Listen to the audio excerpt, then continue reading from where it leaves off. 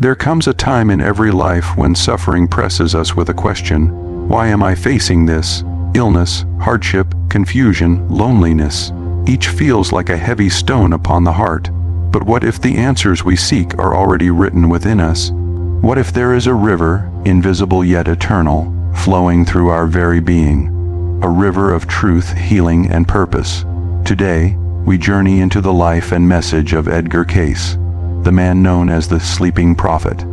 His story is not just about miracles and mysteries, but about how the hidden river of God's wisdom flows through all of us. And perhaps it will help you see your own struggles in a new light. In the rolling farmlands of Hopkinsville, Kentucky, the world seemed simple, defined by the rhythms of sunrise and sunset, by the planting and the harvest, by the unshakable faith of families who built their lives upon prayer and hard work. It was here, in this humble setting, that a boy named Edgar Cayce began a journey that no one could have foreseen. To the neighbors, he appeared no different than any other child, barefoot in the fields, attending the small one-room schoolhouse, helping with chores, laughing and playing as boys do. But within Edgar stirred something rare, a quiet longing that set him apart. It was not a longing for wealth, nor for glory, but for a closeness to God, a yearning to serve, a hunger to be useful in a world already shadowed by hardship. From a very young age, Edgar showed an unusual devotion.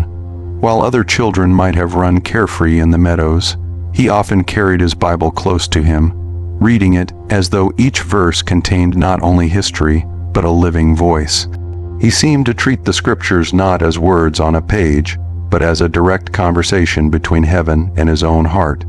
His family watched as he absorbed these teachings with a seriousness far beyond his years. When asked what he wanted most from life, Edgar's answer was simple, yet profound. He wished to help people. That single desire would become the seed of everything that followed. Stories from his early life reveal how deeply he leaned upon prayer. On one occasion, struggling with his school lessons, Edgar is said to have asked for divine help. Later that night, after falling asleep with his head resting upon his open Bible, it seemed as though something extraordinary had taken place. The next morning, words and lessons he had struggled with the day before came easily to him, as if the knowledge had been planted directly into his mind while he slept.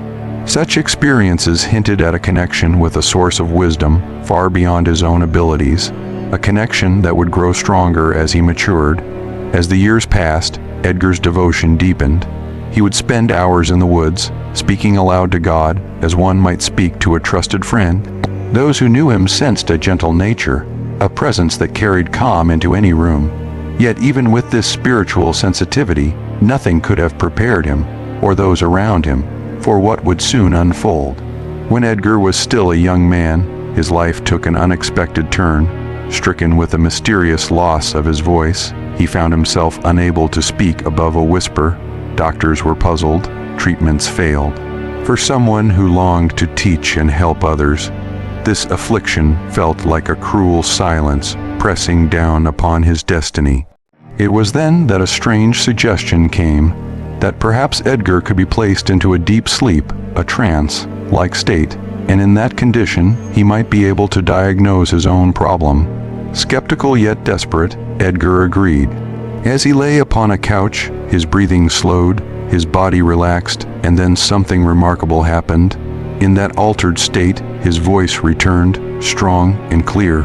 Speaking as though guided by a higher intelligence, he described the cause of his condition in detail, identifying constricted nerves in his throat and prescribing a treatment that was simple yet precise.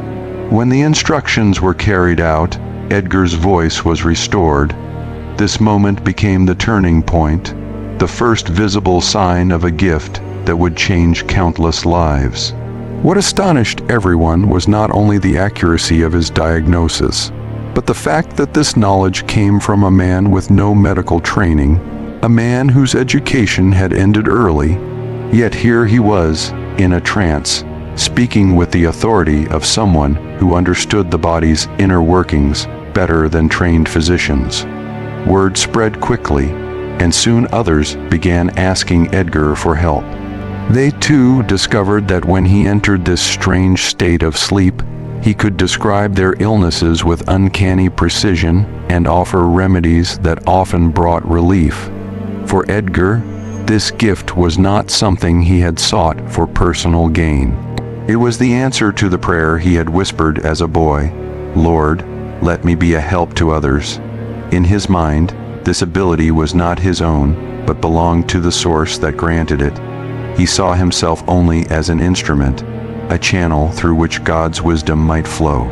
To those who witnessed it, however, it was nothing short of miraculous. A farm boy from Kentucky had become the vessel of knowledge that seemed to come from beyond time itself, and in this discovery, the true beginning of Edgar Cayce's story unfolded when Edgar Cayce prepared himself for what would later be called a reading. There was nothing theatrical about it. He did not summon elaborate rituals, nor did he claim any personal power. Instead, he would simply lie down upon a couch, loosen his tie, fold his hands over his chest, and close his eyes. Slowly, his breathing would deepen, his body relaxing as though he were drifting into an ordinary sleep. But what happened next was anything but ordinary. In this state, Cayce began to speak, and what poured forth from his lips would astonish not only those who gathered around him, but eventually the entire world.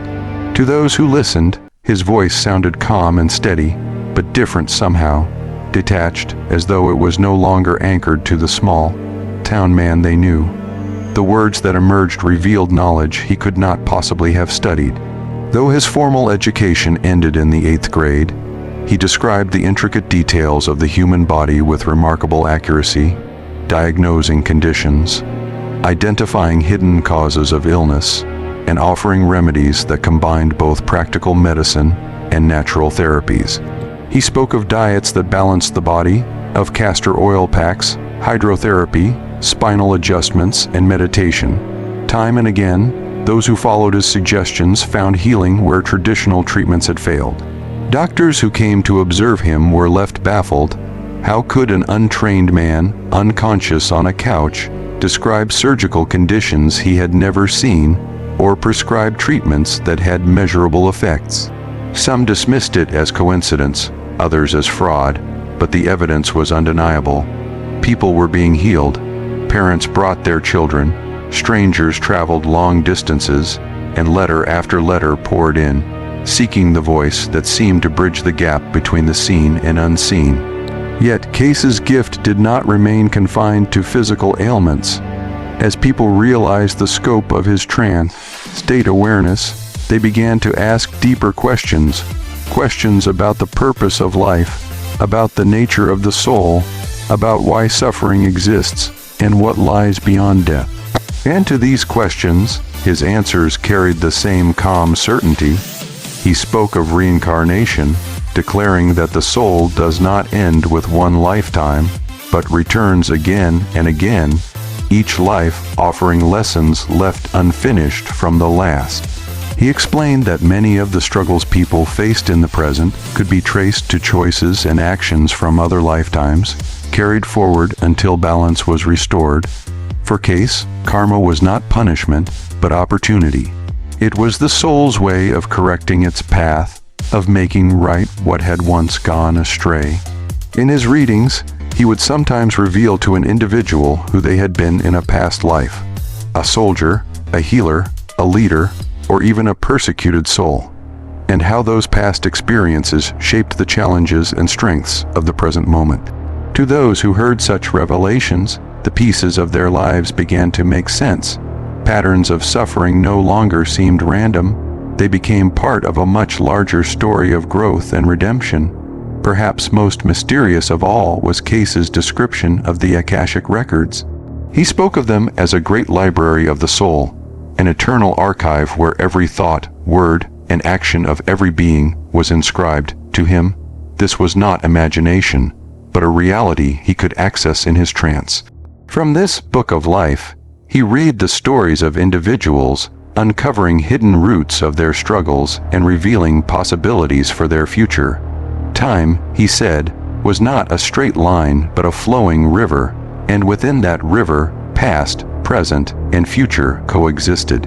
From this current, he could reach into the depths of a person's history and glimpse the path still waiting ahead. Those who listened were often overwhelmed, not only by the accuracy of his insights, but by the compassion with which they were delivered. For Cayce, this was never about curiosity or spectacle. He believed his role was to be of service, to help people reconnect with their higher purpose, to remind them that they were more than bodies moving through a fleeting life. They were eternal souls on a vast journey. And every word he spoke in trance seemed to carry that truth, as though it were not his alone, but the voice of a deeper source speaking through him again and again. People sought out Edgar Cayce not only for cures of the body, but for answers to the deeper ache of the heart. Why do I suffer? It was the question that echoed through his life's work, the question that every human being eventually whispers in moments of despair. Men and women arrived from distant towns carrying sickness that physicians could not mend, burdens of misfortune they could not explain, and sorrows of the spirit that no medicine could ease. They came to Cayce with weary eyes and trembling hope, longing to hear something that would make sense of the storms in their lives. When Edgar lay back and allowed himself to sink into trance, the answers that emerged were not the cold explanations of science alone, nor the distant words of a preacher reciting doctrine. Instead, they carried both precision and compassion, a wisdom that seemed to understand not only the body's pain, but also the soul's hidden story. Illness, he explained, was rarely just a physical accident. More often, it was the reflection of deeper disharmony. Sometimes the body suffered because the mind and spirit had strayed from balance. Other times, the suffering stretched back beyond the present lifetime, rooted in choices made long ago, in experiences the soul had carried from one incarnation to the next. Cayce never spoke of these truths as condemnation. He did not point to illness as a punishment delivered by an angry God. Instead, he described it as the soul's opportunity to learn, to correct, to grow. In his vision, karma was not a sentence, but a teacher, guiding each soul gently but firmly toward greater understanding. The struggles we face, he would say, are often the very lessons we once set aside, returning again and again until they are embraced and healed. For many, this perspective transformed their pain. A sickness was no longer simply a cruel misfortune. It became a chance to realign the body, mind, and spirit with the flow of divine order. A hardship was no longer meaningless. It became the pathway to strength, compassion, or forgiveness. In this way, suffering could be seen not as the end of hope, but as the beginning of transformation. Cayce's guidance was always practical as well as spiritual. He urged people to cleanse their bodies through balanced diets, fresh air, and simple natural remedies. He reminded them to calm their minds through prayer and meditation, to nurture peace within as carefully as they cared for their physical health. And most importantly, he encouraged them to awaken their spirits through acts of kindness, service, and forgiveness, for in these the soul found its truest healing. To him, no separation could exist between body, mind, and spirit. They were woven together like threads of the same fabric. To pull one strand without tending the others was to miss the wholeness of what it meant to be human. In his readings, a theme appeared again and again. Healing was not only about removing disease, but about restoring harmony. The body might be mended, but unless the mind was uplifted and the spirit aligned, the imbalance would return in some form. Thus, true healing required remembering who we really are, not merely flesh and bone moving through a brief span of years, but eternal souls carrying the imprint of divine creation. Those who listened to Cayce's words often found themselves seeing their lives in a new light. A lifelong ailment suddenly carried meaning when understood as the echo of a forgotten past. A bitter disappointment became easier to bear when recognized as part of the soul's larger journey. And a season of grief could be endured with hope, knowing that no experience was wasted and no suffering was without purpose. The message that rang through Cayce's work was clear: pain is not the enemy. It is a teacher, a messenger, a signal that something within the body, the mind or the soul is calling to be healed. And in that call lies the invitation to return to the river of life, the eternal current that flows from the Creator through every living soul, waiting to restore balance when we are ready to listen. Edgar Cayce often spoke of a river, not a river of water, but of spirit, a current that flows unseen, yet touches every soul. To him, this river was the very essence of life itself, the living stream that pours from the mind of God into the heart of humanity. When Cayce entered trance, he described it not as a metaphor but as a reality, a force that connects all things, moving through birth and death, through joy and sorrow, carrying each of us on an eternal journey back to our divine source. In his readings, this river became the thread that tied every teaching together. He would remind seekers that no soul is ever truly lost, because all are held within the current of this great stream. Just as a river winds through valleys and mountains, sometimes rushing with power, sometimes slowing into quiet pools, so too does the soul move through its lifetimes. We face detours, we stumble upon rocks, we are carried through storms, yet the current never ceases. It continues to guide us, even when we cannot see its direction, even when we believe ourselves adrift. For Cayce, the river revealed that life is never an accident. Each soul enters the world with purpose, born into the families, circumstances, and challenges most suited for its growth. Even the hardships that seem unbearable, even the losses that weigh upon the heart, are part of this flowing design. They are not punishments, but experiences through which the soul remembers its true nature. The river, he said, is always calling us to awaken, to rise above the illusion of separation, to realize that we are eternal beings moving toward the same ocean of love. This understanding reshaped the way people saw themselves. Instead of viewing life as a single fragile existence ending in death, Cayce revealed it as part of a vast continuum. Death itself was not an end but a crossing, a movement from one bend of the river to another, a continuation of the journey that had begun long before and would continue long after. Loved ones who had passed were not gone, only carried further along the current, still connected to those who remained behind. In this truth, grief found a measure of comfort, for separation was never final. Cayce emphasized that the river was not a force outside of us, but within us. Every dream, every intuition, every sudden knowing that rises unbidden in the heart is the whisper of the river. It speaks through conscience, through moments of inspiration, through the still small voice that urges us toward kindness, forgiveness, and truth. Too often, people ignore this inner current, distracted by the noise of the world. Yet for those who listen, it becomes a compass, guiding them toward choices that align with their highest good. He described the soul's progress as a return to harmony with this river.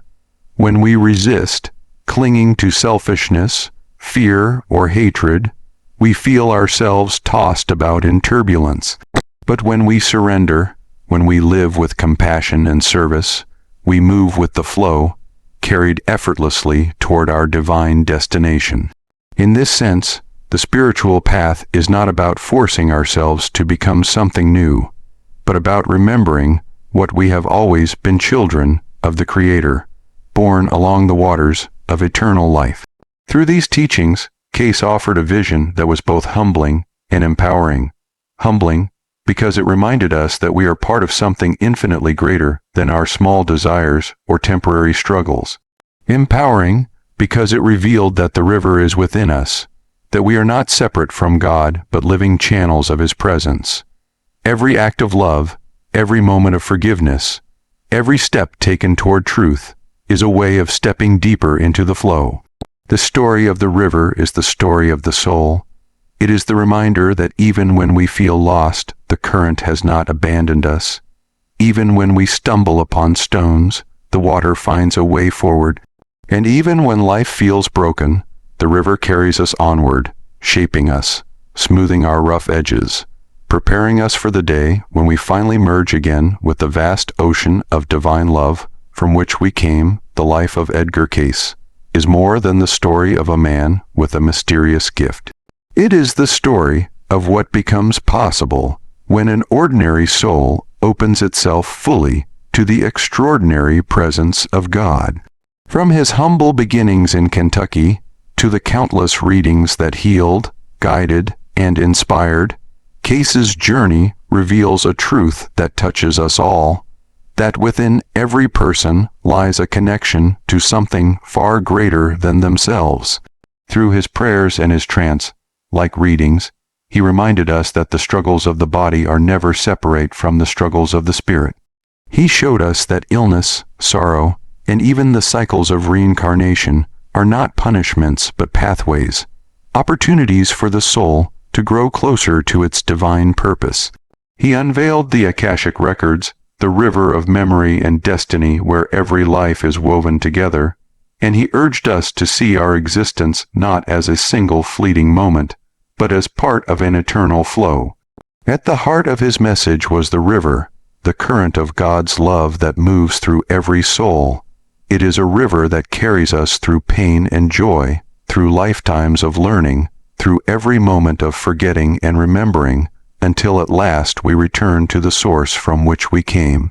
And so, the story of Edgar Cayce is not simply his story, it is our story.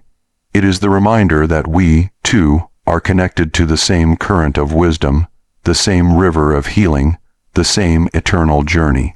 His life calls us to listen more closely to that still voice within, to live with compassion, and to trust that no matter where the river bends, it is always carrying us home. The life of Edgar Cayce is more than the story of a man with a mysterious gift.